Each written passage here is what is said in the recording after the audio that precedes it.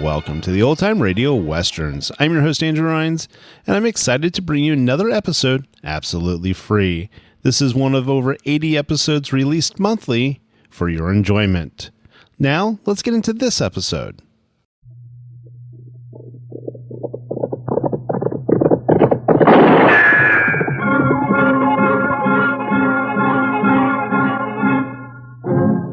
Around Dodge City and in the territory on West, there's just one way to handle the killers and the spoilers, and that's with a U.S. Marshal and the smell of Gunsmoke.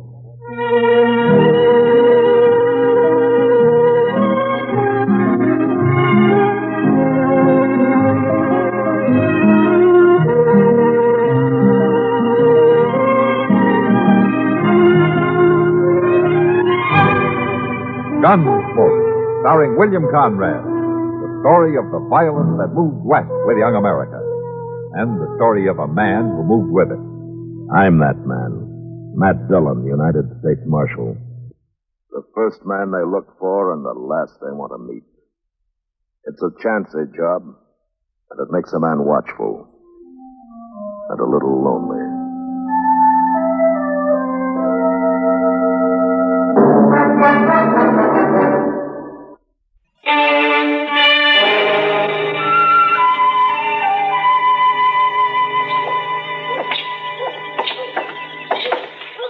Mr. Dillon, ain't this a fine morning, though? A little nippy, maybe, but just fine. Yeah. Indian summer hanging on, winter holding off. You know, Chester, this time of year, I wouldn't trade western Kansas for everything east of the Mississippi. Oh, good morning, Caleb. I've been waiting in this jail office for a full 2 hours. What time do you start work, Marshal? Chester, you know Caleb Andrews, don't you? Yes, sir. How are you, Mr. Andrews? Marshal, I have an order here from the U.S. District Court. Oh? I believe it's your job to serve such orders. It is. I don't get them often, though. Now, order of foreclosure and eviction on Ed Blake. Caleb, why are you doing this to Ed? The man borrowed money from me, gave me a mortgage on his farm and household effects. He can't pay it. It only came due 3 days ago. You sure didn't waste any time. Well, I'm not interested in your opinions, Marshal Dillon. Amount of the mortgage, $420. What do you need with $420? You own half of Ford County right now. Marshal, it's not your place. You know as well as I do why Ed Blake can't pay this off. His horse rolled on him last spring and broke his leg. And then his wife and kid nearly broke their backs trying to get a crop out. Oh, I didn't come here to listen to If you'd let this ride on through the winter, you'd get your money out of it. But if you go ahead and foreclose now, you're going to wipe him out. Marshal, I already have foreclosed. Yeah. You'd break a man for $420 that you don't even need, huh? As I said, your opinions don't interest me. All I expect from you is to serve those papers. All right, I'll serve them. You'll notice they're to be served today. I said I'd serve them. Now get out. What, sir? This office belongs to the United States government, and as far as I know, that's one thing you've got no mortgage on, so get out. You may find I have some influence in Washington, Marshal Dillon. Then see if you can get me a decent salary for this rotten job I've got. Sure was a fine morning, Mr. Dillon. Yeah, it sure was. All right, Chester, let's saddle up.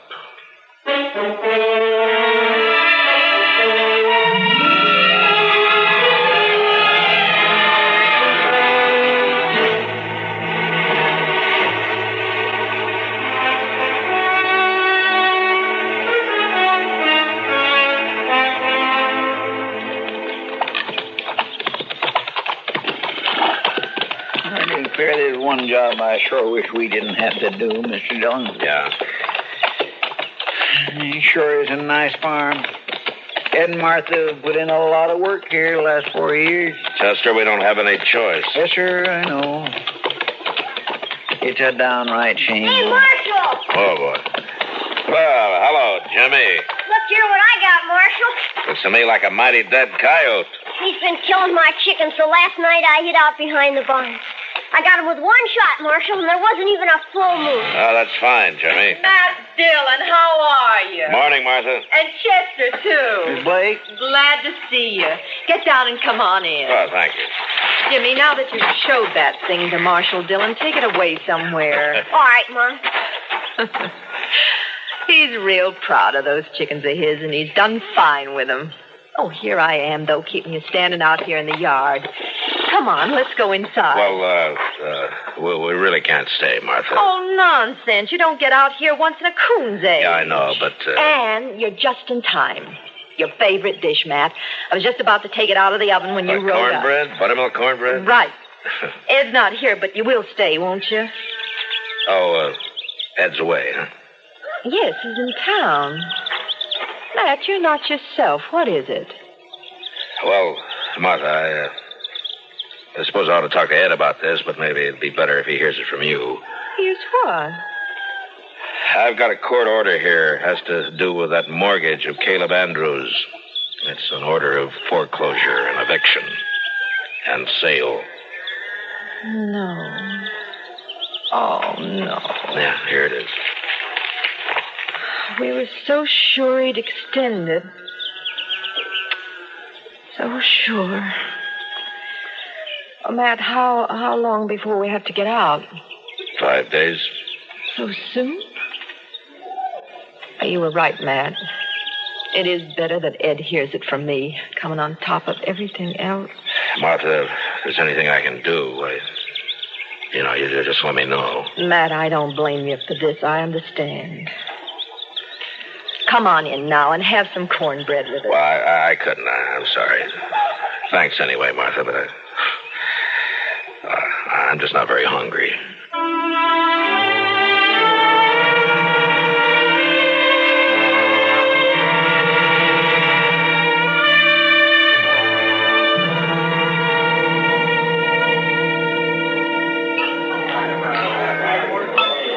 Matt, you've looked low all week. Well, it's just things in general, Kitty. You know, sometimes you get to wondering if it's all worth it. It's the Blakes that's bothering you, isn't it, Matt? Chester was telling me. Yeah, Chester talks too much. Well, it's not your fault, Matt. Somebody had to serve the orders. Yeah, and somebody has to be a hangman, too. Well, life's never all good, Matt. There's always a little bad in it. And on my job, it's more than a little, Doc. Try making your living sometime as a dance hall girl. Yeah, I guess so. But, you know, when you have to go out and boot somebody like the Blakes off their land and out of their home, then you just start wondering what is right and what is wrong. Well, if you find out, Matt, that means... Oh, there you are, Marshal. I stopped by the jail. All right, Caleb.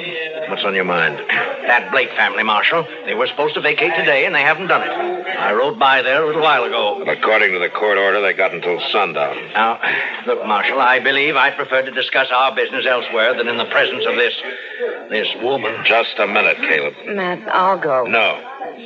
Caleb. You're going to apologize to Miss Russell right now. Matt, no. Apologize? Well, I'm not going to apologize to any cheap little strumpet.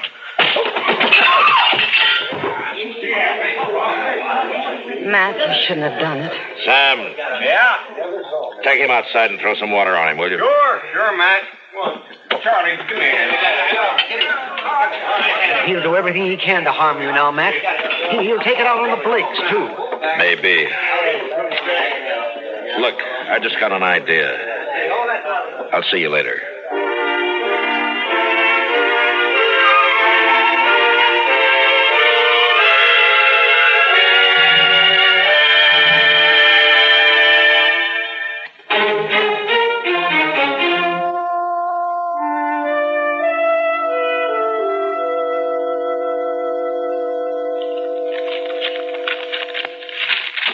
Matt, the mere fact a man runs a bank doesn't always mean he has a free hand in everything he does.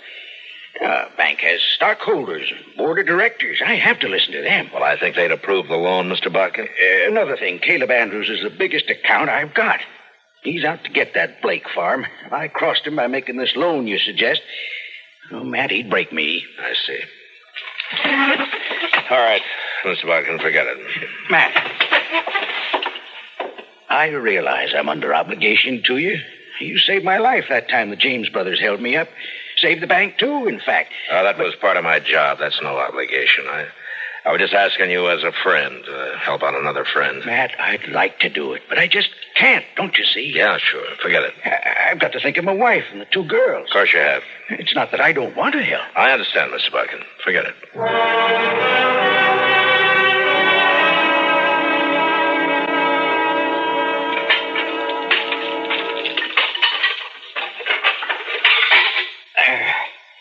That ought to hold it a while.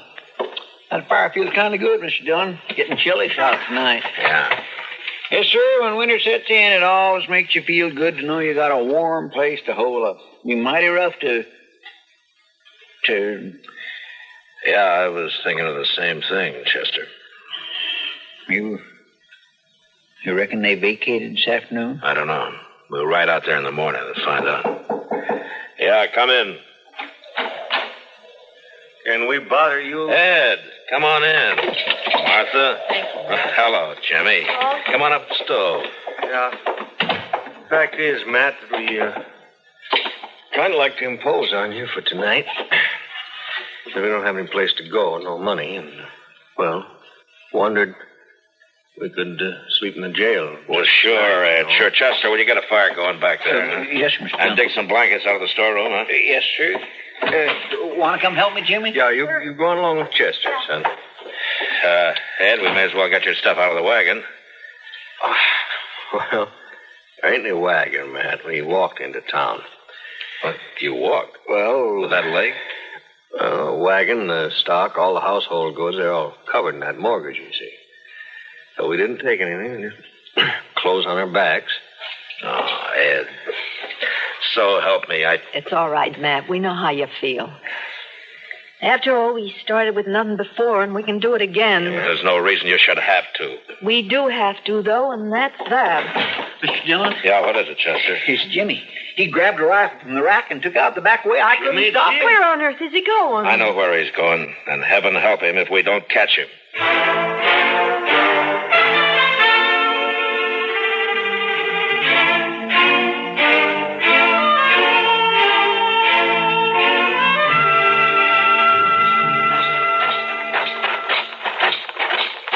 That's little Caleb's house here on the corner. Looks dark. Yeah, he may not be at home. Ain't no sign of the boy around. But it's 10 to 1. This is where he headed for.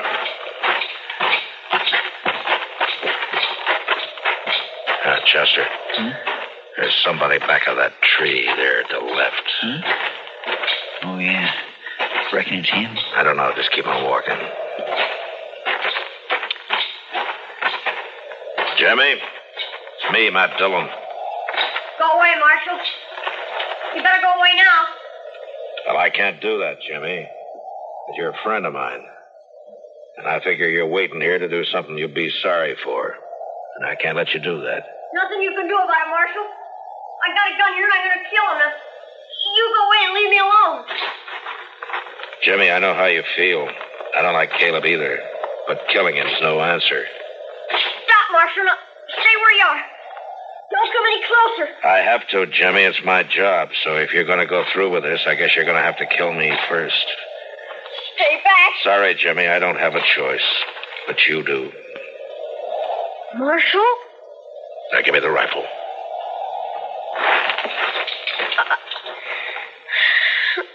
I couldn't shoot you, Marshal. You know that. Sure. I kept waking up nights and hearing Mom crying. Dad would sit up all night without the lamp lit and no fire and not saying anything. Just sitting. Take it easy now. Why is he doing it to us, Mr. Dillon? Jimmy, will you do something for a friend? If you say so. All right, take that rifle back to the jail. Put it in the rack. And you go to bed. You promise? I promise, Mr. Dillon. I'm sorry. I'll do like you say. All right, Jimmy. Good night, son.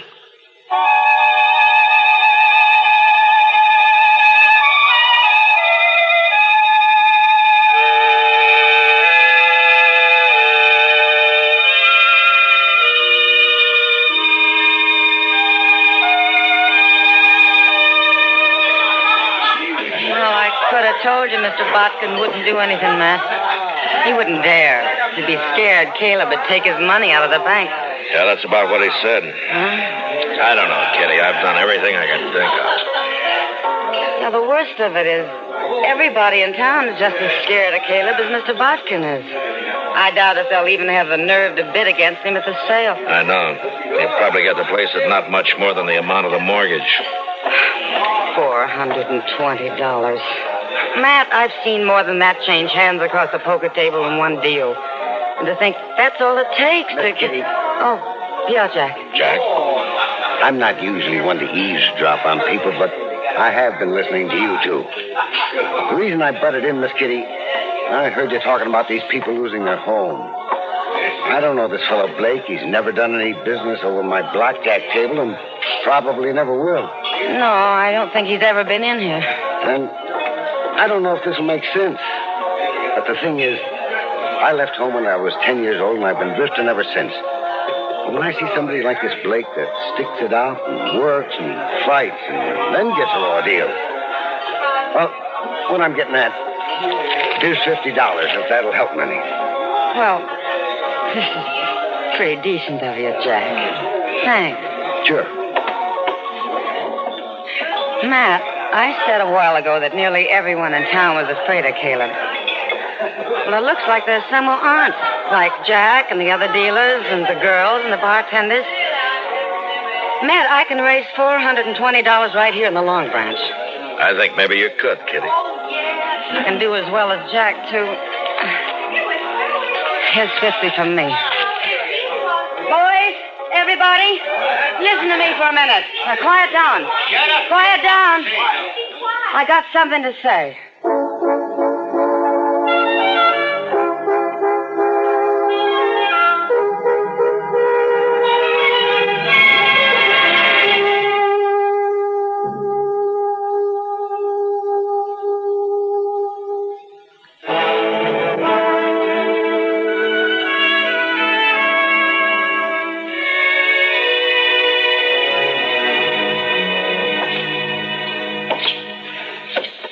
Well, he's sure taking his time getting here, Chester. Well, I told him what you said, Mr. Dillon.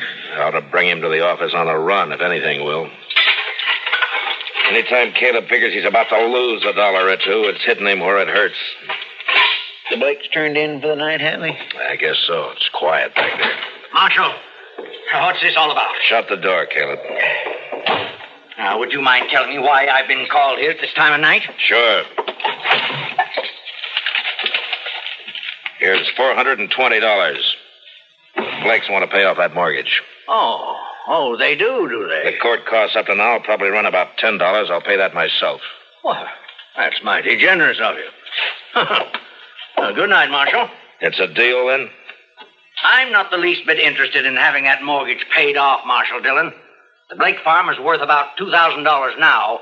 In 5 years, it'll be worth 3 times that much. Land's going up in Ford County. So I don't want the money, I want the farm. When it's put up for sale, I'll get it at my own price. That foreclosure still goes. I see. Oh, good night, gentlemen. Well, I guess that's that. I don't know why I ever thought he'd take the money. The Blakes won't get a cent out of the sale. He'll scare everybody off and bid it in a few dollars over the amount of the mortgage, and nobody in town will even try to...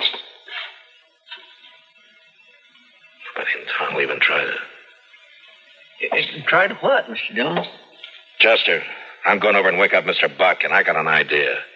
And if it works, we'll hold that sale at noon tomorrow. Well, that's pretty short notice to find an auctioneer. I don't need an auctioneer, Chester. This one I'm going to run myself.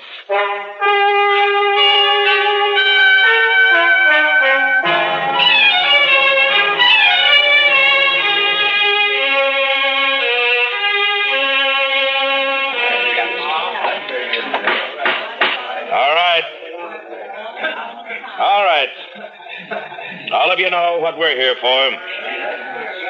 This is a foreclosure sale of the property and the household effects of Edward and Martha Blake, ordered by the court at the request of that fine-spirited, good-hearted public benefactor, Caleb Andrews. All right. Get on with it. Get on with the sale. All right. Now, the first item I'm offering is a breadboard. Marshal Dillon, may I suggest you lump the household effects together and offer them as one bulk item? I'm sorry, Caleb. I'd rather offer them one at a time. Unless, of course, you'd care to waive all claim to the household effects and withdraw them from the order of foreclosure. I waive the claim. The household goods are withdrawn. Now, get on to the house and land. So ordered. Now, the item offered is 160 acres of tillable land, a 4-room house, and a barn. Now, I won't read through this description. You all know the property. It's a good farm. The amount of the mortgage is $420, held by Caleb Andrews. All right, the bidding's open. What am I offered? $450.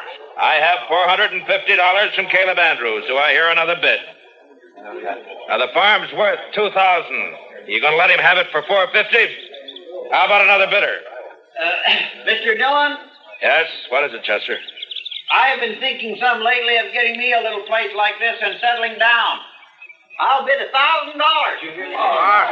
have $1,000 from Chester Proudfoot. Do I hear another bid? Why, it's a trick. He doesn't want this place. $1,000 going what? $1,200. Caleb Andrews bids $1,200. What do you say, Chester? Well, I think I kindly like this farm. $1,500. The bid is $1,500. Going once, going twice. $1,600. $1,600 from Mr. Andrews. Mr. Proudfoot? $8,420. He never had that much money in his whole life. Do I hear another bid? What do you say, Caleb? Do you think I'm a fool? Going once, going twice, sold to Chester Proudfoot for $8,420. The buyer will come forward and complete the sale. Well, now, don't you worry then, Mr. Andrews. I got it right here. Now, see, there's 8,000 in $500 bills, and here's the 420. Where did you ever get that much in cash? Well, I save my pay, Mr. Andrews. And then, of course, I only drink mostly beer. And it adds up after a while. Well, Caleb, I guess $420 of this is yours. That takes care of the mortgage. Well, Ed, looks like you made a pretty fair profit on the place. A whole lot better than I expected, Matt. But I'd still rather have the farm than the money. Ed, I've been sort of thinking it over. Maybe I kind of lost my head. When you come right down to it, I don't know what I would do with a farm. So if you'd like to buy it, I'll take a $420 loss and sell it back to you for $8,000 cash. That's done, and here's the money? It's unheard of. They can't do it, Marshal. Well, as far as I know, there's no law against a man selling his own property. And now the way I see it, Mr. Andrews, is right this minute, you're a trespasser on my property. So, come on now, let's go. You care about this, believe you me. And stop pushing me. Chester, you better get that $8,000 back to the bank. Mr. Bodkin's probably worrying himself into a breakdown for fear somebody will find out he let us have it. Yeah. All right, Mr. Dillon. I'll see you in town later. All right. Matt, I don't know how we can ever thank you for what you've done. Not me, Martha. Thank the bunch that work at the Long Branch. Now, they're bums and drifters, most of them, but when Kitty told them the story, they really came through. We'll pay it back, Matt, every cent of it. And that girl, Kitty, I guess I've said some hard things about her in the past, but Matt, will you ask her to come out to dinner some afternoon? I'd like to thank her myself. Sure, I'll ask her, Martha. I think she'll appreciate that even more than you know.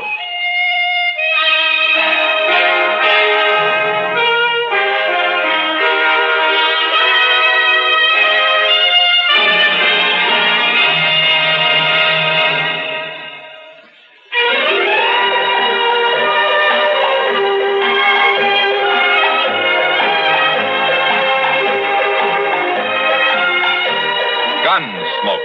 Produced and directed in Hollywood by Norman Macdonald, stars William Conrad as Matt Dillon, U.S. Marshal. The story was specially written for Gunsmoke by Les Crutchfield, with editorial supervision by John Meston. Featured in the cast were Gene Bates, Joseph Kearns, Dick Beals, Jack Moyles, Lawrence Dobkin, and James Musser. Harley Bear is Chester, Howard McNear is Doc, and Georgia Ellis is Kitty.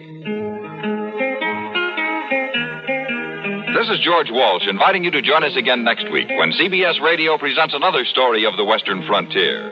When Matt Dillon, Chester Proudfoot, Doc, and Kitty, together with all the other hard-living citizens of Dodge, will be with you once more. It's America growing west in the 1870s. It's Gunsmoke.